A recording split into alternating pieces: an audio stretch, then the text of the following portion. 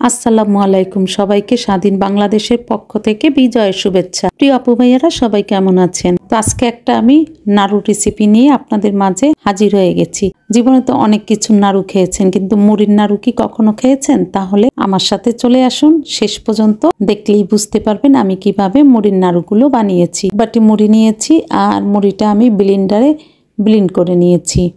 একেবারে ব্লেন্ড করবেন না, যে একটু একটু থাকে, দেখতেই পারছেন আমি কিভাবে ব্লেন্ড করে নিয়েছি। তো ব্লেন্ড করে এখন আমি তার মধ্যে দিয়ে দিয়েছি আখের গুড় আর 2 চা চামচ পরিমাণ চিনি, আর দিয়ে দিচ্ছি পরিমাণ মতো নারকেল কোড়া। নারকেল কোড়া না হলে কিন্তু কোনো নাড়ুই মজা লাগে না, আর এই নাড়ুতে নারকেল কোড়াটাই কিন্তু সবচাইতে মজাদার। তো আমি সবগুলো একসাথে ভালোভাবে এখন মিশিয়ে নিচ্ছি। সবগুলো ভালোভাবে মিশিয়ে নিলে কিন্তু নারকেল কোড়াটা সবটার মধ্যে ভালোভাবে মিশে যাবে, এই জন্য।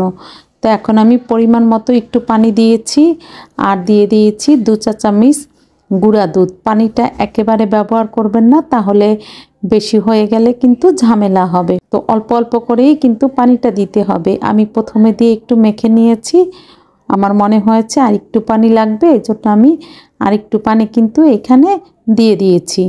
তো পানিটা দিয়ে ভালোভাবে কিন্তু এখন মেখে নিয়েছি, আর দেখতেই পারছেন আমার নাড়ু কিন্তু একেবারেই রেডি হয়ে গেছে। কারণ চাপ দিলে যখন দেখবেন যে এটা ভেঙে না যায়, তখনই কিন্তু নাড়ু রেডি হয়ে গেছে। তো বরাবর মতো আবার একটা অনুরোধ করে নিই, আমার ভিডিওটি যদি একটু ভালো লেগে থাকে তাহলে বেশি বেশি লাইক কমেন্ট শেয়ার করুন। আমার চ্যানেলটি সাবস্ক্রাইব করে আমার পাশে থাকুন। চাইলে ফেসবুকে আমার পেজটি ফলো দিতে পারেন। তো আমি সুন্দর করে চেপে চেপে কিন্তু নাড়ুগুলো বানিয়ে নিয়েছি, আর দেখতেই পারছেন নাড়ুগুলো কত সুন্দর কিন্তু একেবারে আটকে গেছে। দেখেই তো বুঝতে পারছেন এটা কতটা লোভনীয় একটি নাড়ু। তো অনেক নাড়ু খেয়েছেন, মুড়ির নাড়ু যদি না খেয়ে থাকেন তাহলে আর দেরি কেন, এইভাবে একবার হলেও খেয়ে দেখেন মুড়ির নাড়ু। আশা করি আমার প্রিয় আপু ভাইয়াদের কাছেও অনেক ভালো লাগবে। তো এই নাড়ুগুলো কিন্তু ছোটবেলায় অনেক খেয়েছি, বিশেষ করে সকালে মা এইভাবে নাড়ু বানিয়ে দিত নাস্তার টাইমে, আর খুব মজা করে খেতাম। আজও সেই নাড়ুর স্বাদ কিন্তু জিভে লেগে আছে। আমি বানিয়েছি ঠিকই, কিন্তু আমার মায়ের হাতের মতো এত সুন্দর কিন্তু হয়নি।